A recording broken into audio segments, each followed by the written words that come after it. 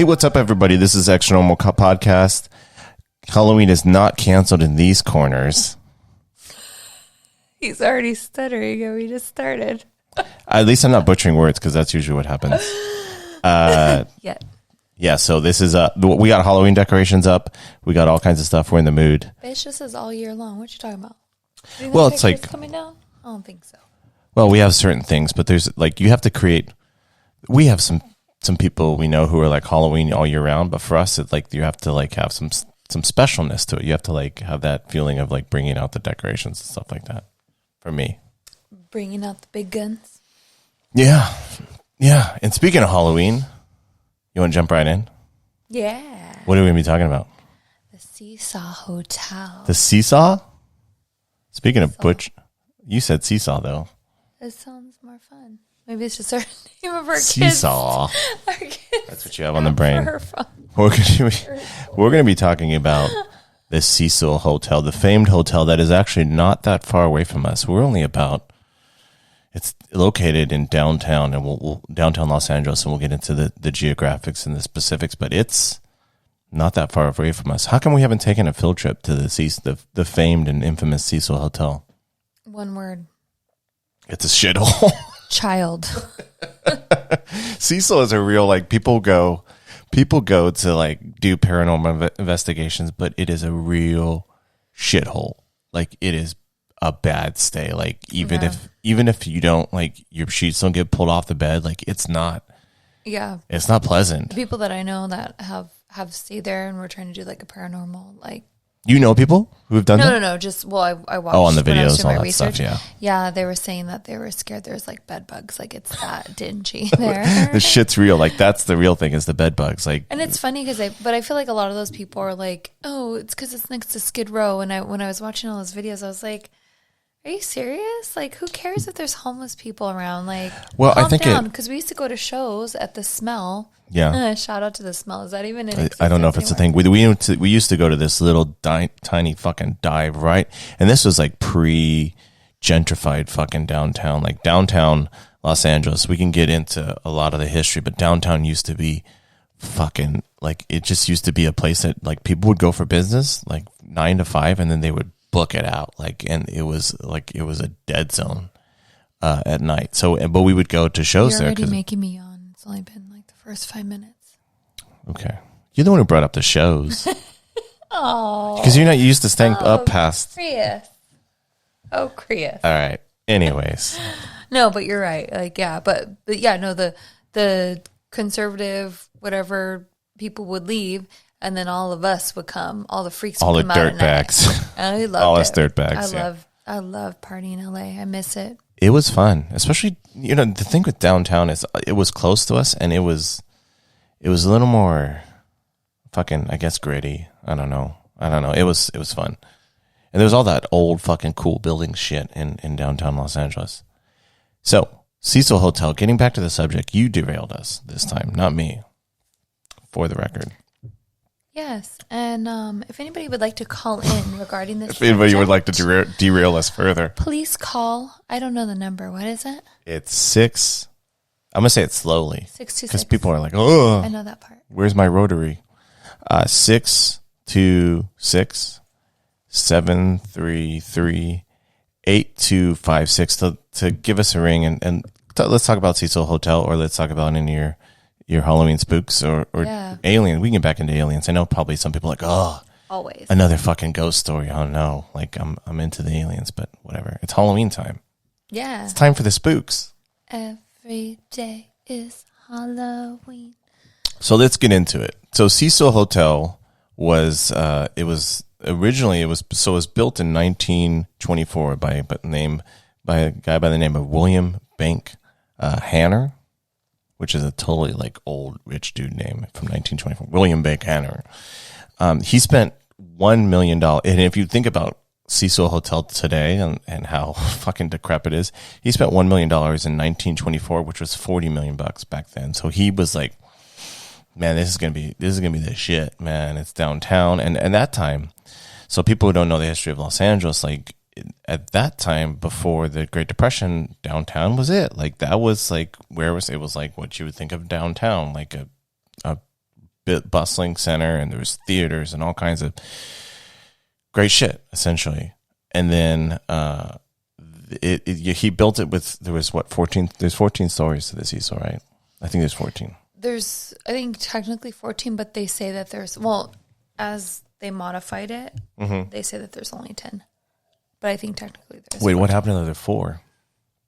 There's only 10 available? I think so. Oh, okay. Yeah, I think they just changed over the years. So originally it was 14 floors, 700 rooms, which is pretty big back then. When it was built.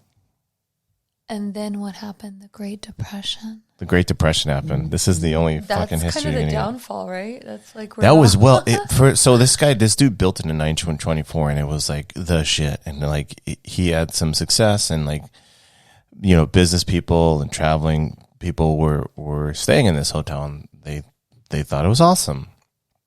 And then the Great Depression hit, and this place, like if you go to the lobby, like a lot of people. If you need a reference, if you haven't seen pictures of Cecil, just think about American Horror Story, season whatever it was that they did, Hotel, because that was literally based on it. It's like the lobby is this beautiful, picturesque, giant, ornate marble, stained glass lobby, because it was set out to be a luxury hotel. And the Great Depression hit, and it was just, everything got fucked. And this place was set to be the dreams of a banker, or Banner, I should say. But then it just plummeted. And then in the 30s, it just became a shithole. Like it became a real, genuine shithole. And it was. But it seemed like it all after the Great Depression. Yeah, no, the Great Depression is what triggered this, because. It's so sad because it seemed like before that it was like on top of, it was in its prime. Well, look at downtown has had a real, downtown Los Angeles, for people who are not in LA. In our area, like it has had a real resurgence, but there was a lot of like nice ass places that just fucking plummeted. There's a lot of beautiful theaters. There's a lot of like beautiful old hotels that just like sank into despair and they're having a resurgence. Cecil has not, but a lot of them are having a resurgence because of this resurgence of people thinking like downtown Los Angeles is hip again, and there's like.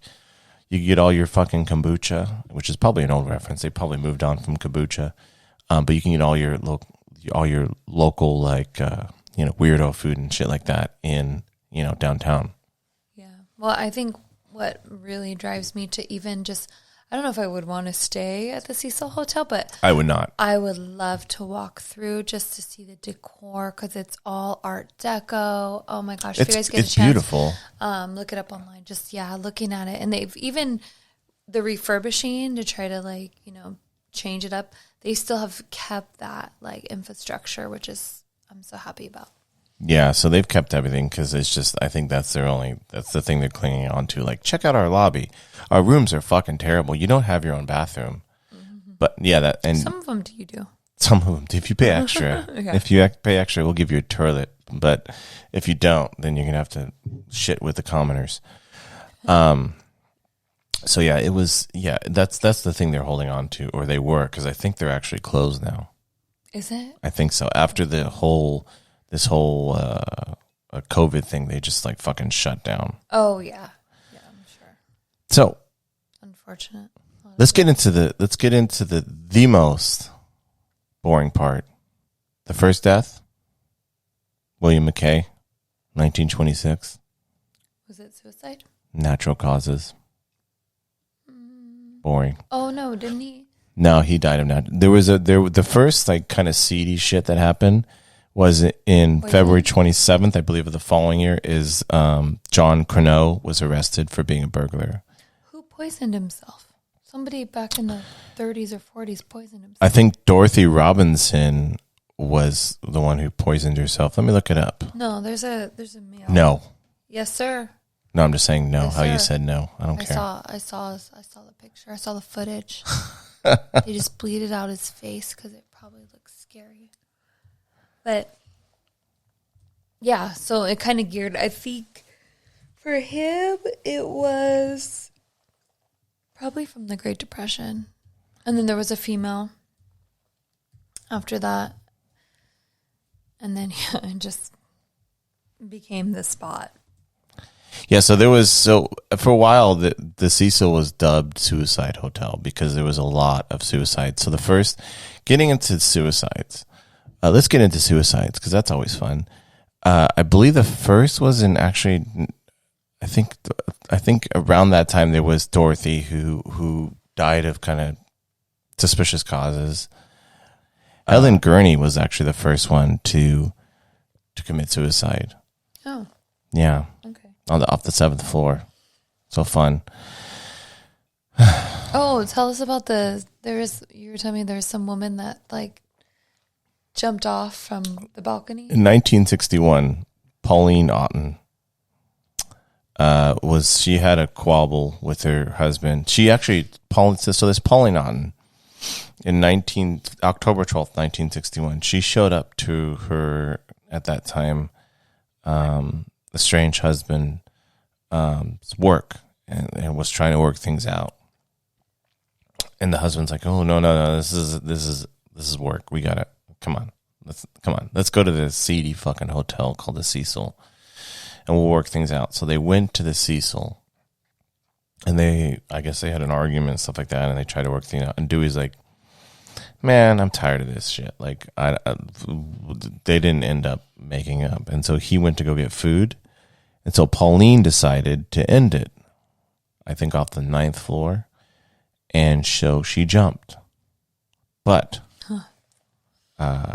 there wasn't just one death on that instance. She actually landed on a poor soul called George Giannini, who was a retired fellow, an older gentleman, and she landed right on him. Was he homeless or was he just walking? No, he was just walking, just chilling, just walking. He's like, "I'm retired. I'm gonna take a stroll." Yeah. And originally they thought actually they committed suicide together, like it was a suicide pact. Yeah. But the only way that they decided that it wasn't, there was no witnesses. I mean, I don't know. They didn't mention any witnesses, but the only way they realized that it was not like a mutual suicide pact type of thing is because his shoes were still on. And I guess if you fall from that height, your shoes are going to pop off. Like, there's no way your shoes, and his hands were in his pockets too. And there's no way if you're going to, even if they're tied really tight, even if you double tie them, I think they're coming off. Good to know, I guess.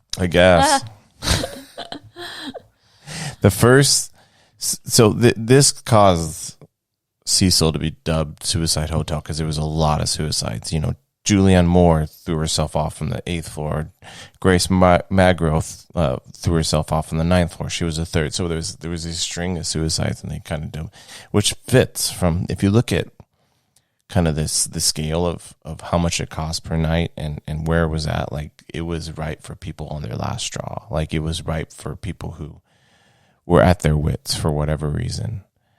And it was insane. So it was dubbed Suicide Hotel because of this, and so it was right for all that stuff. The first murder actually was in early September of 1944, I believe. Dorothy Jean Purcell. Did you hear about Dorothy Jean Purcell? No. So there's this 18-year-old who was she was treated real right because she had a 38-year-old boyfriend. Oh. Yeah. And they would stay at the Cecil when they were on their rendezvous. And she, one night she woke up with terrible, terrible pain. And she went to the bathroom because she didn't want to disturb her boyfriend, lover boy, Ben Levine, who was also a shoe salesman, was so real classy. She didn't want to disturb him, so she went to the restroom. And surprise, surprise, she had a baby. And she panicked, and she didn't think that the baby boy was breathing. So she opened up the window and threw the baby off out of the hotel room. Like, she knew she was pregnant at this point? No, right? She didn't know. It was one of those bizarre surprise pregnancies. Those are so wild to me. Like, I don't get that. I understand, like, I don't get the maybe physics up to, of like, it. a 6-month mark, you know, you're just like, oh, I'm gaining weight. But when you get to that point, like, there's a surprising amount of stories where people are full blown, and they have a baby, and they didn't know about it. Like a high tolerance to pain or something, because that's just fucking. I mean, we saw a perfect example of that on 90 Day Fiance. We saw that, and people do that. There's a show. I think there's a show like Surprise I had a baby or whatever the fuck it is.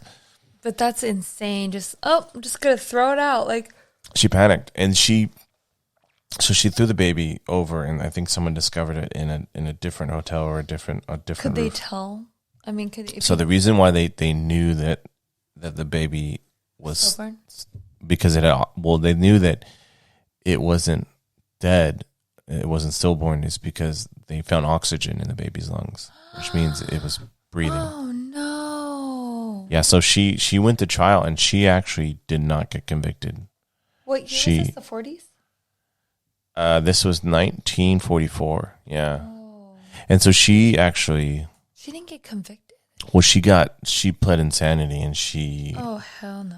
She was found. She was found not guilty by insanity, by reason of insanity. She's insane. So. Because they thought it was panic or whatever. So apparently, she lived a full life, and she died in 2000. Apparently, it's a scuttlebutt. Whoa. Yeah. Ugh.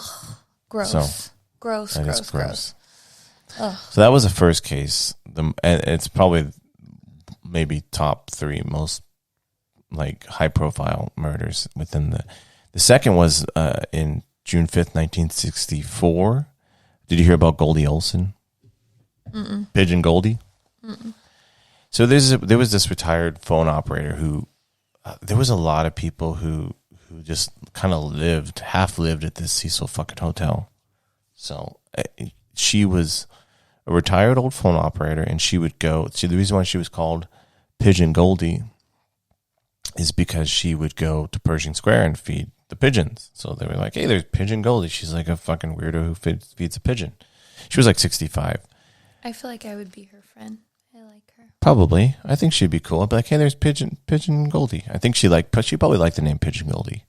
But her body was found in her room, stabbed, strangled, and raped on June 5th, 1964. How old is she? She was 65. Right in the room. Everything was disheveled and shit like that. Well, see, when you're sharing bathrooms with people, that means they have access to your room. Like you said, there's a lot of like. Wait till you find out about. Speaking of access, or just people running through. Wait till you find out about Richard Ramirez. It's fucking nuts. Oof. But getting back to Pigeon Goldie, so this lady was butchered in her room, right? And they actually thought they found the dude who was named Jacques Ellinger. Mm-hmm. They found this guy. This is downtown. This is downtown in the 60s, up until probably very recently, more recently than a lot of people, than the LA City Council wants to probably admit. But they thought they found the killer because they found this Jacques guy just fucking strolling around Pershing Square, just bloodied. Just like he's blood all over him. He's like just strolling around, like. Oh yeah.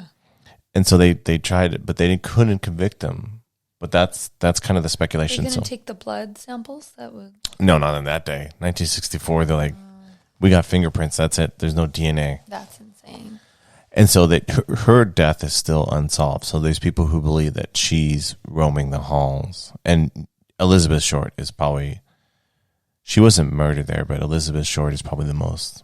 Well, I've heard like mixed reviews about the Black Dahlia because some said she actually stayed there, and then some said that they just had seen her having a cocktail. Well, it's all based off of Meryl McBride, who was a policewoman who said that she saw. So getting back into it, so Elizabeth Short, just in case nobody knows, she's the Black Dahlia from the Black Dahlia murders, and she was.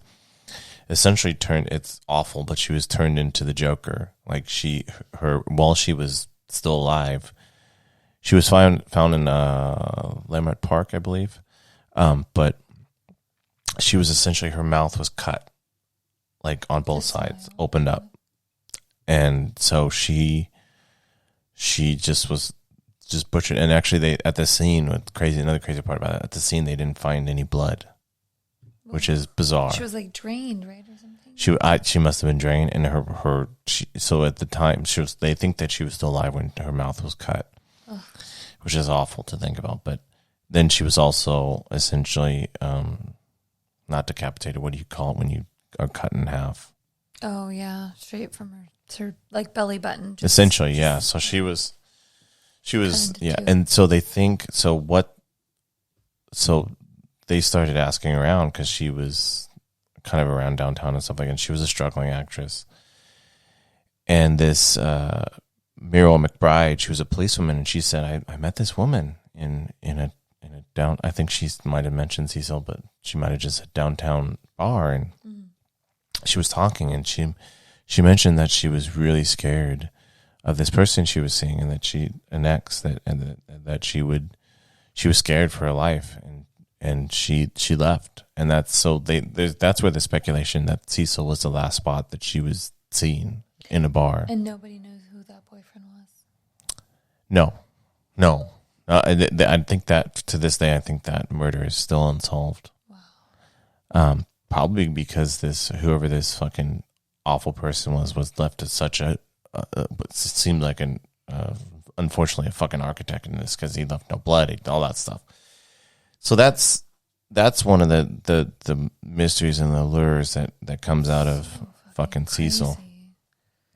So there's a lot of crazy ass shit, like just generic within the Cecil's halls. There's a lot of crazy, seedy suicides and murders, and it also housed two serial killers.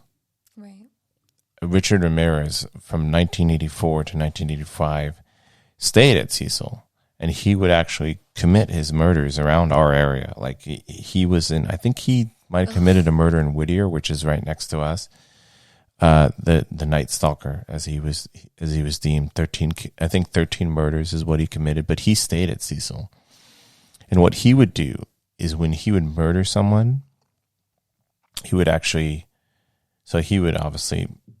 have a shit ton of evidence. He would be bloody because he was brutal, an absolutely fucking brutal person. And if you look at pictures of him, he's a real nightmare.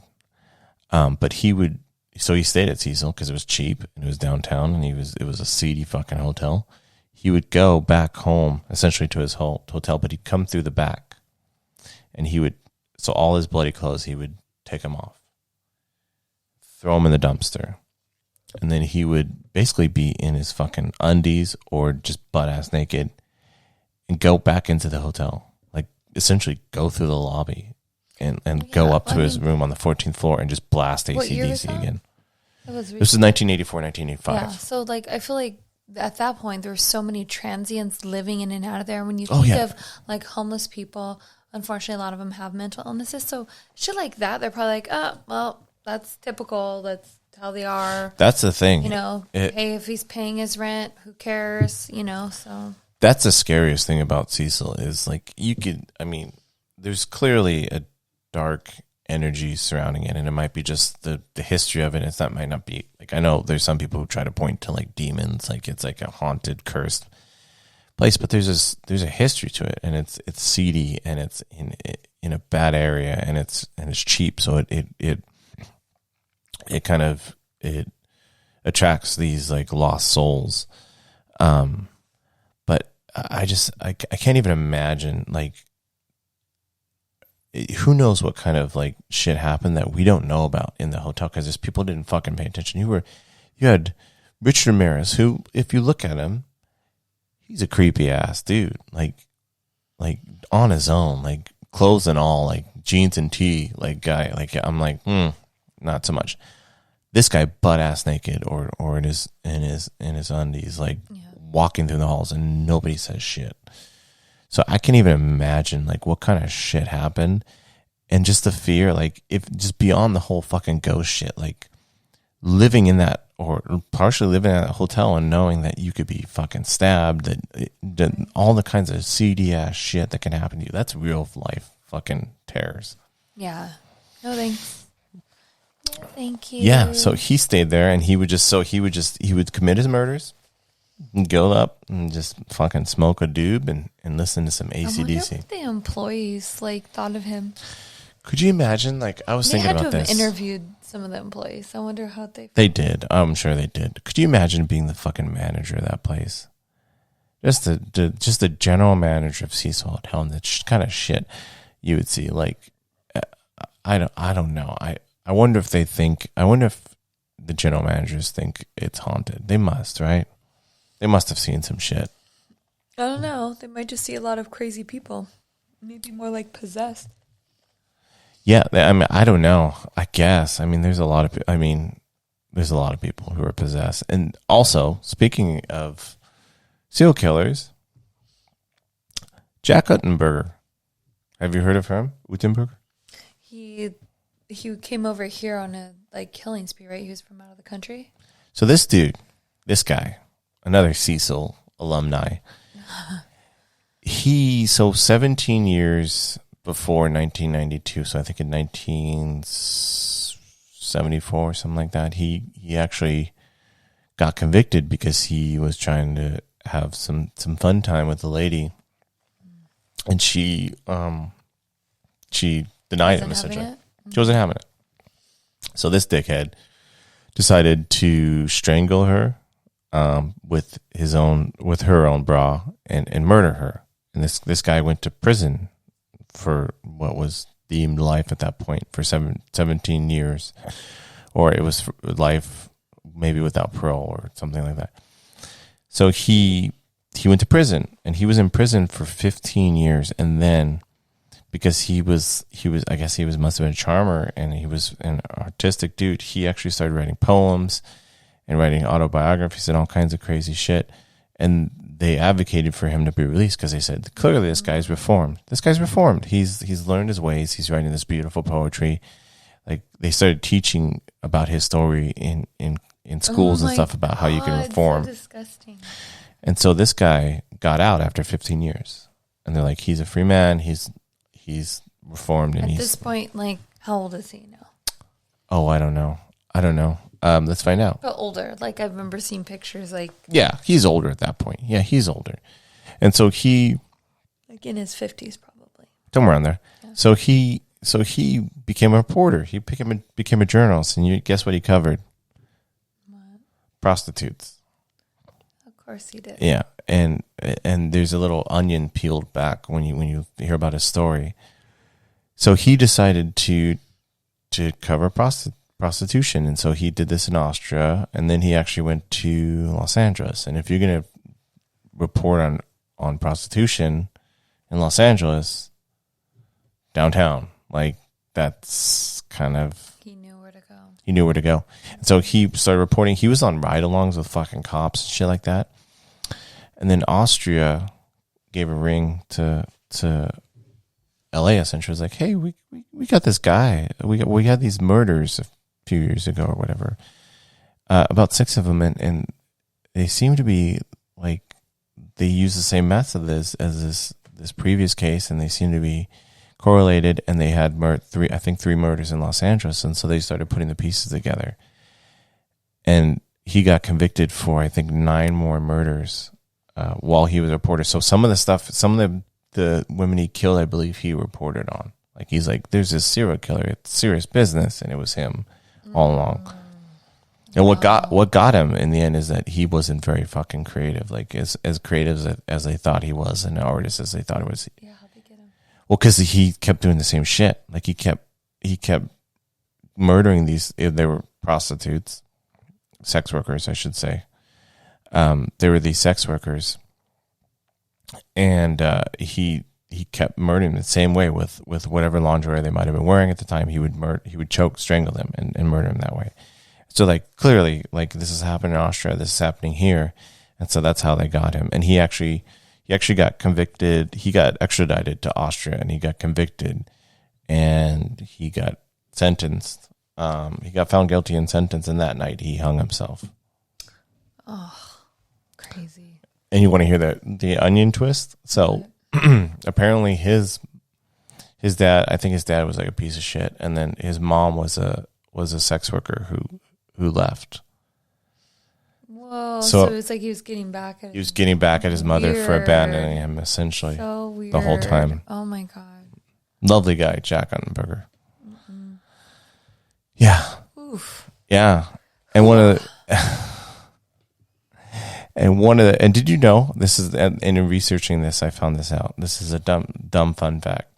Do you know that apparently, like, investigators believe that at any time there are anywhere from 25 to 50 active serial killers at any given time? Like here in America, just like right now, there are about 25 to 50 active serial killers. Ooh. I don't know the number now, but in general, like at any given time, there are 25 to 50 serial killers. Yeah, I think I read a statistic that said something very similar. So yeah, that's kind of crazy. So let's get into what brought Cecil back in the headlines. So yes, Elisa Lam. Yeah, her name's Elisa. Elisa Lam. Sorry. So excuse me. There's that. Yeah, whatever. I said it right the first time. I just got it wrong the second time. This story, I mean, all these stories like really bum me out. But doing all the research on her and you know, checking out like her Tumblr, because her social media still is up and running, and it's kind of just sad just because it's just there, you know. And then like the last days of her writing was like, you know, just a day before. And that actually feeds into the conspiracy theory, right? Because she was posting Tumblrs. I hate to be throughout her trip. Yeah. No, she posted. Well, yes, but she also apparently the scuttlebutt is she posted a Tumblr after her death, which led to some theories about maybe her being murdered. I haven't heard that. It was a random post. We could find it out. What? Find it. I want it. We have to know that. But yeah, while you're finding that, we'll just kind of, you know, dive into this wild story. Like for me, like my biggest question is, you know, who killed Elisa? There's speculations when I'm like doing research. I kind of want to like cover all bases. Some say that an occult killed her. Like if somebody, you know, some kind of form of like witchcraft, somebody that was involved in that, they say that it was like a human sacrifice, allegedly. Another speculation was suicide, a certified sex offender, because there were some living there at the time, and she was found without her clothes on. So there's speculations with that. You got to just think of there was a ton of sex offenders, probably serial killers, because obviously there was some living there. Yeah. And some people say that she was playing this Korean game called the elevator game, which basically usually the elevator has to go up to a 14th floor, which with the way that they had remodeled it, I guess the floors had only gone up to 10, but I don't know if she could go up higher to maybe a 14th floor, but maybe there was no residence. You couldn't live there or whatever. Maybe it was just for maintenance or whatever. But so they said she was playing this possible game where you enter the other realm. What other realm? I don't know. But they said it was, you enter like a dimension that's like our world, but everything's darker. And you there's like a cross, like you'll see like a hazy red cross in some of the levels when you go up and down. And then also like they say to avoid a woman. If you see a woman, you're just supposed to, if she comes in the elevator with you, you're supposed to just avoid her. So there's speculation that maybe the woman took her because in this. So let's get into, so we could talk about the elevator sequence, which is probably that's the most famous video that's come out of Cecil for sure. Yeah. But getting into kind of the history. But I wanted to just point out like some of, like these are just some of the speculations of why she could have died before I get into it. And then also like the last one, or no, the last two was paranormal. And then also she had met a man and at her adventure to coming to America. So going back a little, like history of where she's from. She's originally from Canada. She was 21 years old. Vancouver, right? She's from Vancouver. And she decided to take a trip by herself. And she called it like her world tour. So she was going to come and check out the scene. she started off in San Diego, and in her blog, she talks about how spontaneous she was feeling that day and how she told a man that she liked him, a boy, man, whatever. No, there's nothing known about this man other than that. And also, she said that she was like, so, yeah, she indicated that she might have been like, she had people like men hounding her, which is probably not that out of normal for females, unfortunately. But also that at one point she lost her phone, which I think if she really met this man, and if that's what she was, the correlation is that he probably stole her phone and let her borrow his. And so she actually did log in from her friend. She called him her friend's phone and use that phone to post on her Tumblr. Huh. Yeah. So she made a trip down to San Diego, and she met this guy in San Diego. Is that what happened? Mm-hmm. Which is not that far. Like, if for people who are not around there, San Diego is probably about 2-hour drive from, maybe 2.5 from Cecil. So it's not incredibly far. So there's a very plausible world where this person from San Diego who she met went up with her to Cecil. But I don't think that a lot of people apparently reported that they saw her alone, right? Yes. So this guy, there was the day that she went missing. She was seen by an employee with two men walking in between. Oh, she was? Oh, I didn't know about that. I thought she was seen with a box, and nobody knows what was in the box. What kind of box? Don't know. Could have been cardboard. It could have been, I don't know, plastic.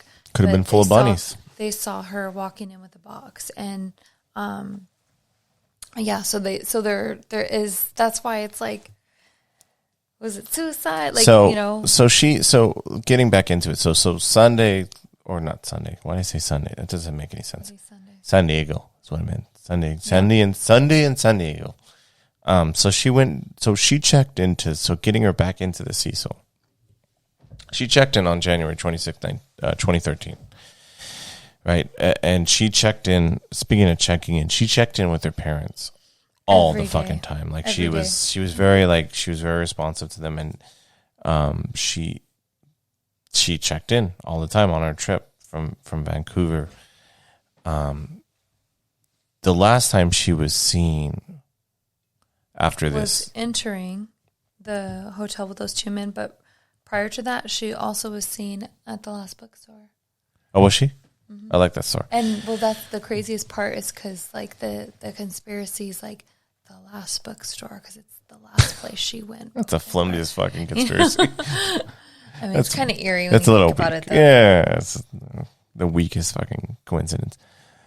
But the last time that putting a postmark on this, or a date on this, February 1st of 2013 is the last time she was seen or heard from, right? That's when the infamous video. January 31st, an employee saw her last. And then that's when it all went to shit. Yeah. And then, so then what went viral and what made her story so huge for anybody that knows of her or who doesn't, you can look it up on YouTube.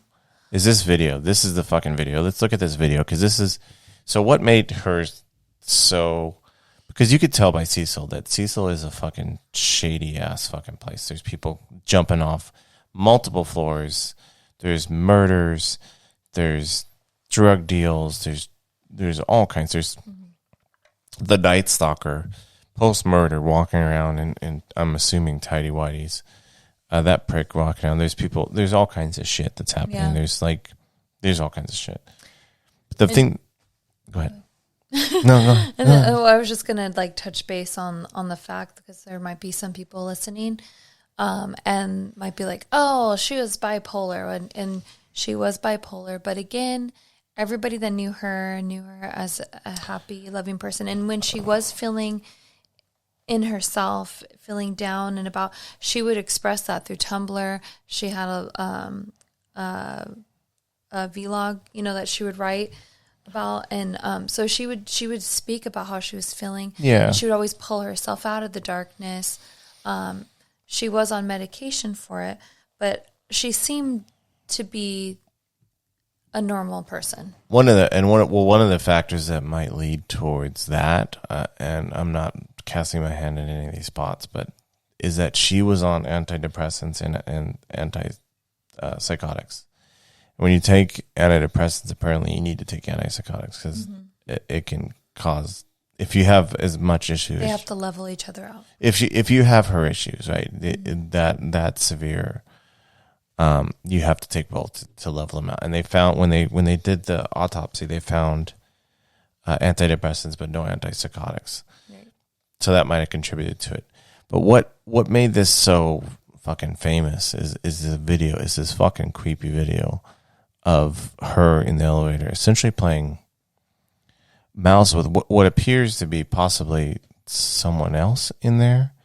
And we're looking at it right now. So in the video, like it almost goes into like what everybody thinks she is playing this Korean elevator game, because it's like she kind of goes out and then it's like she's just kind of standing there. And to me, it's like, is she in this new realm and doesn't know what to do? And she's kind of scared.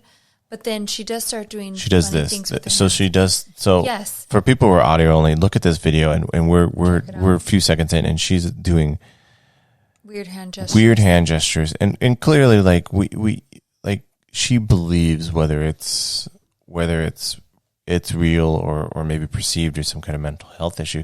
Yeah. She sees something in the hallway. And there's speculation on what it might be. There's all kinds of stuff. Like right now we're looking at it and she's kind of left.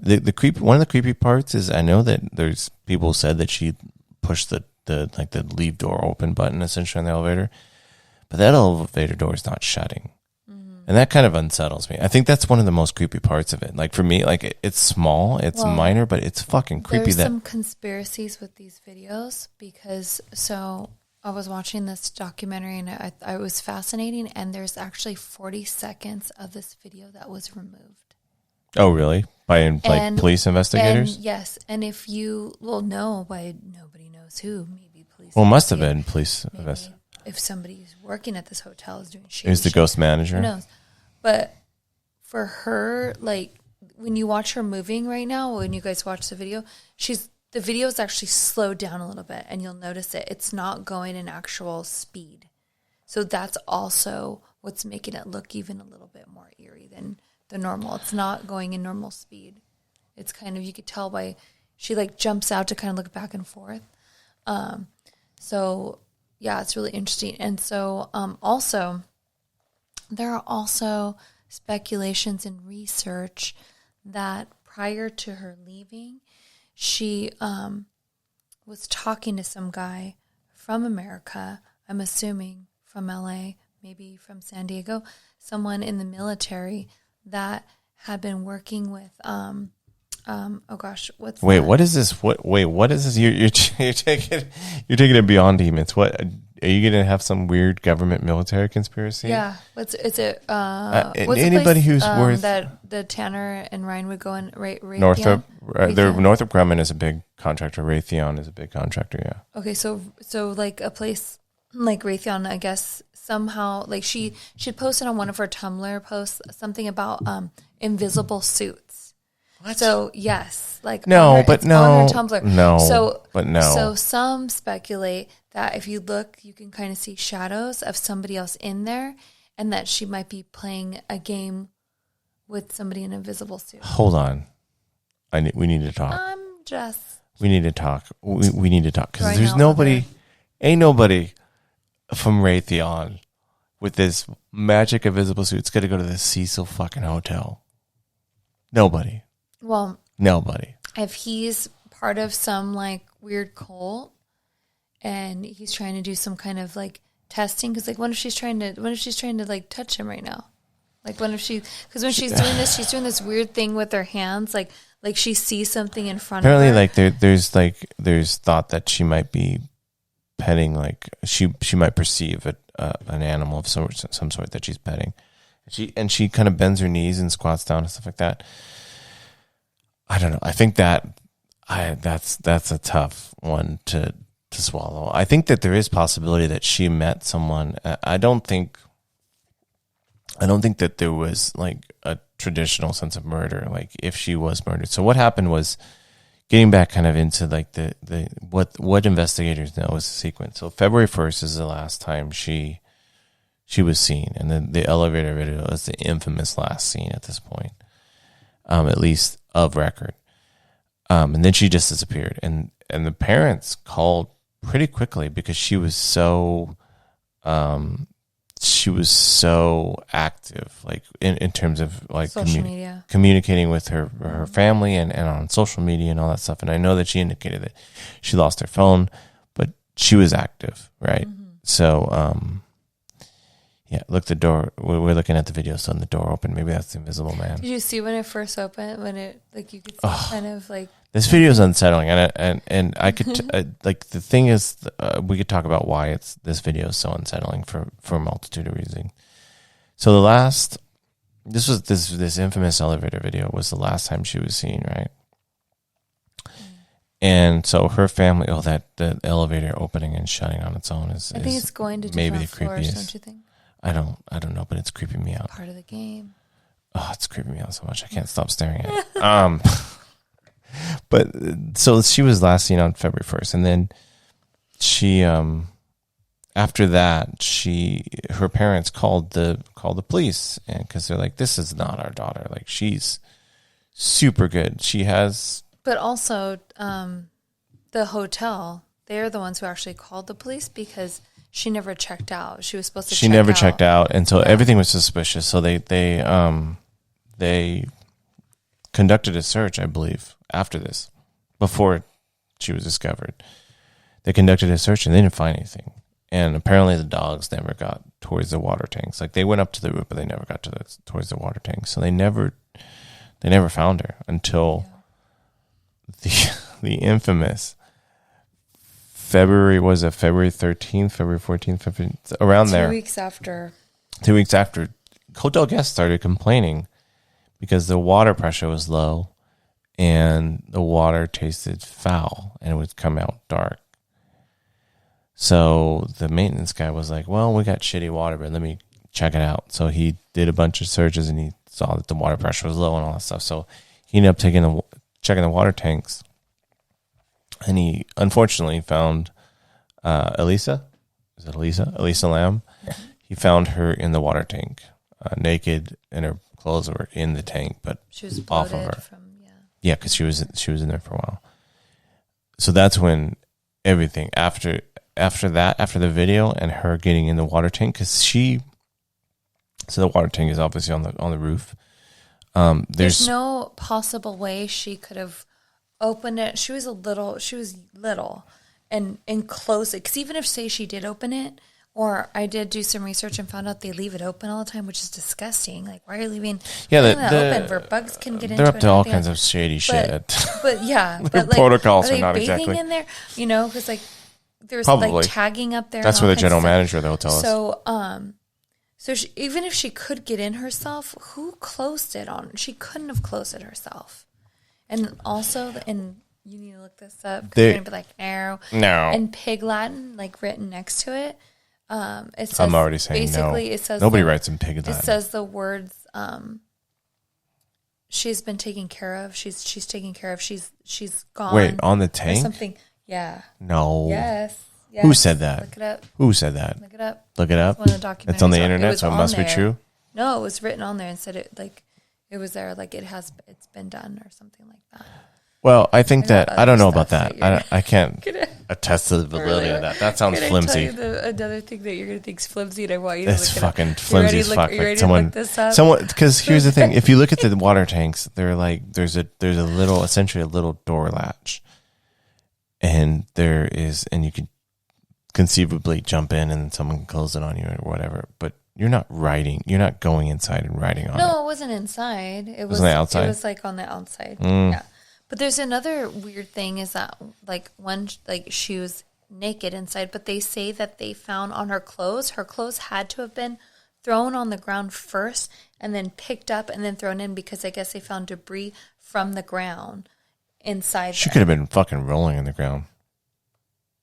But in her clothes, you mean? I think that, so here's the thing that's weird about the whole, here's the thing. I said it. Congratulations, everybody.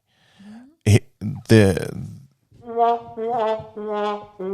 it. The whole, I think the fact that she got up to the roof is non-controversial. I think that it's weird and it's tricky, but I've seen videos of people just getting up to, people got up to, you're not supposed to, an alarm is supposed to be set off if you get up to the roof, but it, like, clearly, like, somebody that actually visited from China, he actually showed how easy it was, and he went actually above, like, where the water tanks were, and he actually, like, looking down, I was like, oh my gosh, somebody could have thrown her in there, she could have jumped in, and he said that they were open, they were, like, completely wide open. Yeah, I think that the fact that she got up there is, like, non-fucking controversial. I even think that the fact that she got in the water tank and the door was shut is not that controversial. I think maybe there might have been someone who was, I think maybe she met, like, this guy from San Diego. Maybe she met, and maybe she was essentially off her medication and was out of her right mind, and she needed help, and welcome to the Cecil Hotel. Like, nobody's gonna fucking help you. Right. Like, you got any, like, whether they're perceived demons or they're actual fucking demons in the hall, like, nobody's gonna fucking help you. Like, if nobody could help catch the Richard Ramirez as he's walking naked in the fucking hall looking like a fucking psycho, like, you ain't got no shot. And Richard Ramirez is 1985. It's not like it was like back in 1932. Like, this is not that long ago. Can I give you another conspiracy theory? Like, you can. Completely coincidental. Mm-hmm. But okay, I'm getting ready for you to start fucking laughing because it's happening. Tell me it doesn't involve aliens in this one. So the same week. The same week. No, there's no aliens. I wish there was. The same week. The aliens stay at the Hyatt. There was a huge breakout of tuberculosis. Yeah, they tested her for that. And do you know what they called the strain of tuberculosis? I do know, and that's a coincidence. I do. Oh, fuck off. Anyways, the name Sam Elliott, right? Was Sam Elisa, right? Lam Elisa? Lam Elisa. Yeah. That, to me, what the fuck? There was. How is it? Why would they name? Why? I don't know. Why? Well, they named it before that, right? I don't know. I just think it's interesting that the outbreak, they hadn't had an outbreak of tuberculosis that bad in a decade, and they tested her for it. And they said, was she positive? I think she was negative on that end. Yeah. She was essentially, there was nothing that was, so the things that were, so there was no drugs.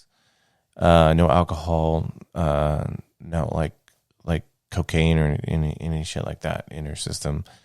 It was the antidepressants along with the absence of an antipsychotic medication. Is what they and I think that's what that led them to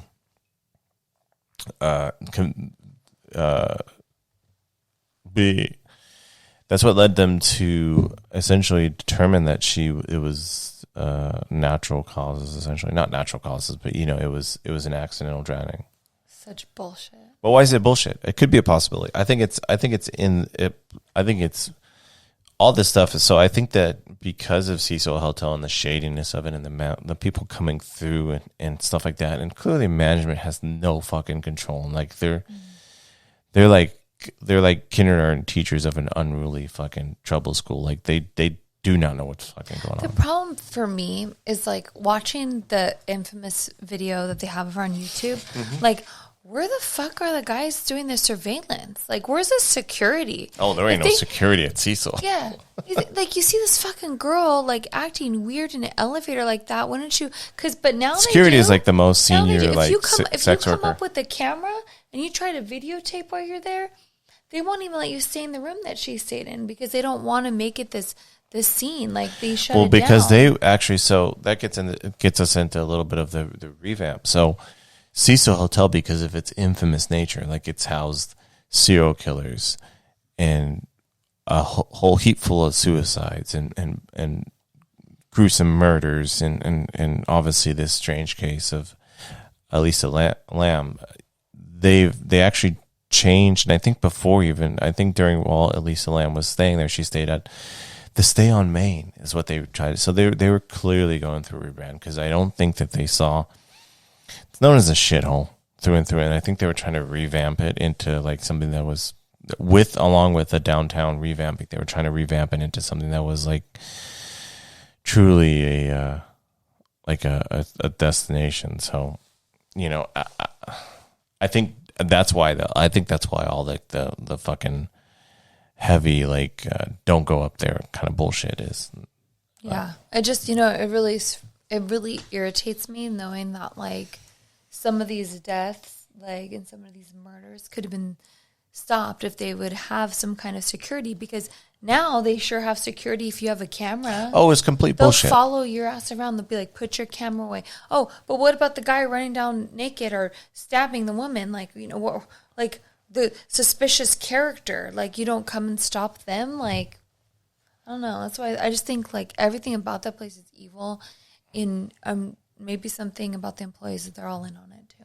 I think you could mark it as a cursed place only in the fact that it was meant to be this prestigious jewel, right? And it became it shortly after. Like it was supposed to be this opulent location with this beautiful lobby and it hosting all these amazing people. And if it would have stayed that way, all the rooms would have been revamped and it would have been like a super snazzy hotel. But it was cursed by the Great Depression. And ever since then, it's created its own curses. You know, that it's no accident that it attracted, whether by nature of its seediness and its affordability and that sort of thing.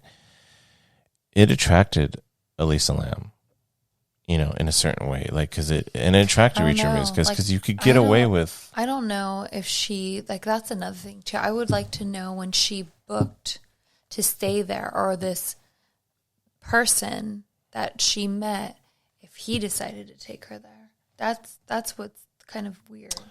I don't know, and I think there's a certain, and I think people like who's a second serial killer, Jack Rittenberger.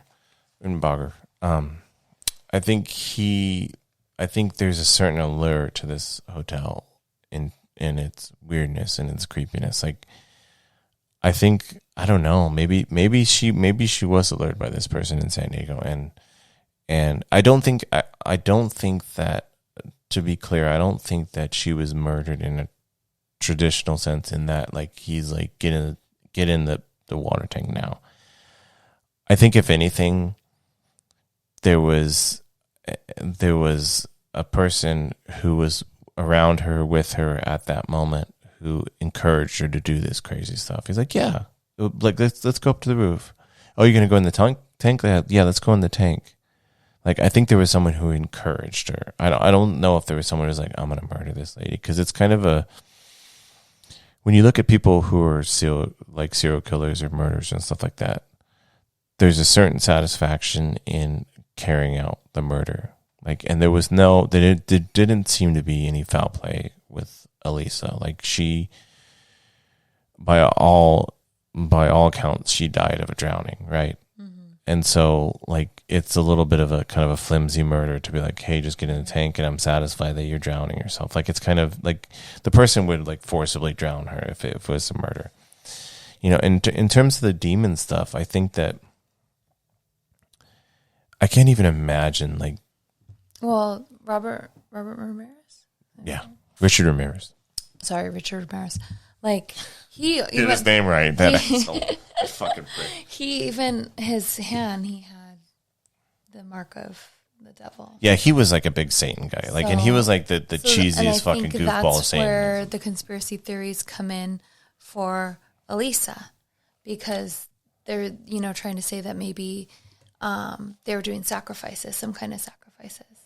Well, I think also too, like, if you think about, okay, imagine this world, and it's an awful feeling to be. Imagine a world. Okay, and picture yourself in Elisa's shoes. Like, you are off a certain amount of your medications, right? And you're having an episode. And in your head, like, she had to know that this was the place where Richard Ramirez hung out and Jack Rittenberger and all these people. Just But did she? She's from Canada. I think it was pretty infamous, right? I think that don't they hand you a card that says this is where Richard Ramirez say when you check in?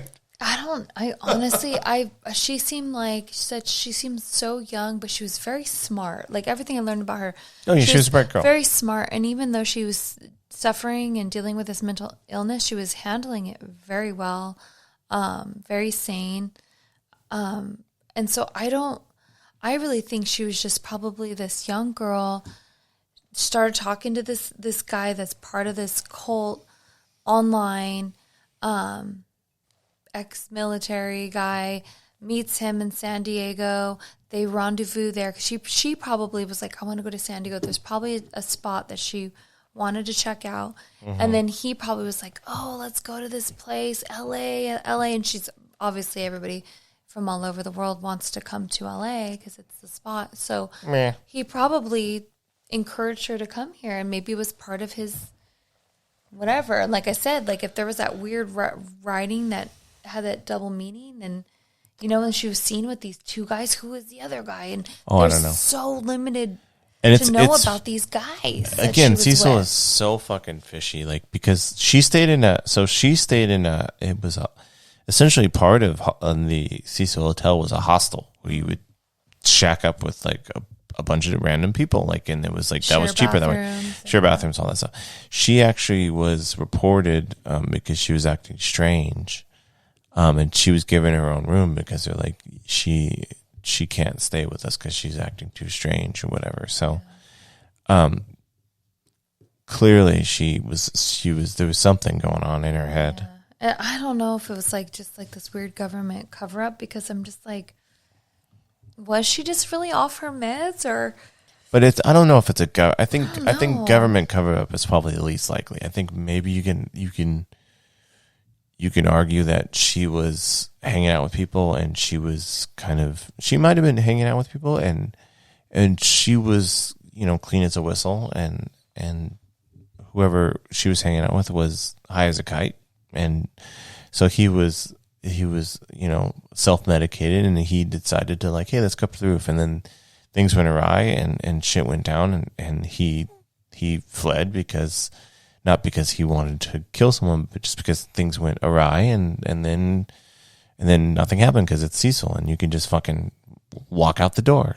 You could be an accomplice to someone's death. They do say that when they had done some research, when she went off part of those medications, the way she was acting, they specialists that were like evaluating her behavior were saying that's kind of part of what would happen. So so there is a chance she was acting weird and whatever. I think that I think that she got. I don't think there was a big government. I guess, again, I don't think any Illuminati or any high-ranking government scientists are hanging out at the Cecil Hotel. They're not.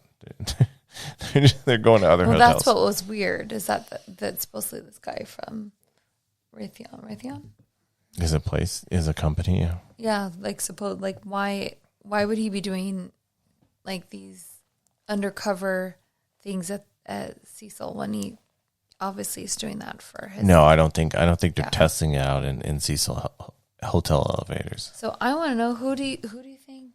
How do you think she died? I think that it was an accident. I think that it was definitely an accident, either of her own volition or of her own hand, or with an accomplice. I think that, honestly, I think that this place has a bad energy, right? Because of all its history. And I think people know that. I think the employees know that. And so if you have these heavy mental stability issues, and you come into this bad area, and you're encouraged to be bad, essentially, and to go off on that stuff. I think she definitely went into the tank on her own. I think that she went, whether someone was like, oh, thanks, I'm closing the lid, see you later. I think she definitely went in on her own. I don't know. I think think it was the elevator game possibility? I mean, sure. Why not? I don't know. So you're saying that she got essentially that she was playing with she ended up playing the game and then she ended up playing with a demon, essentially, is what you're saying. I mean, and that's another speculation. And the demon I don't won. know, honestly. Like my top two, because there's a few. What's your top 10? Is that guy that she bet killed her, or that game killed her? Do you think this? So, but do you think that game is you're playing with the other side? She could have been. I don't know. She could have had that encounter with that woman they say that you're not supposed to, and maybe she started talking to her because she was already out of her mind. And yeah, maybe. I don't know. Maybe. I think that's a tough sell. I think that again, the Cecil has this fucking bad energy, and it has this bad vibe, and it has this fucking negative fucking aura around it because it was doomed. Like it was doomed from the outset, and it had a bunch of shifty ass characters, and it had people, and plus it's in an area that at one time it still partly is doomed. Like I think she just, unfortunately, due to circumstances, like it set her up for disaster. it's just, yeah. This has been an episode of ExtraNormal Podcast. My name is Chris. Again, you can find us at ExtraNormal Podcast on Instagram. You can find us at ExtraNormal P on Twitter. ExtraNormal Podcast. You can find us on Facebook. You can email us at extranormalpodcast@gmail.com. That's a lot of places. Find us on YouTube. Smash that like button, as the kids say, or whatever. Subscribe so you can get the latest videos. You can find us all over the place, basically. Yeah, you can find us on Patreon if you want to support the show at patreon.com/ExtraNormal Podcast. Brianna, where can they find you? Darlene Dolly with a 0, not an O. Yes, with a 0, not an O. Yeah. Well, this has been an episode of ExtraNormal Podcast. My name is Chris, and I say always be friends of haunted hotels. And I say, sure.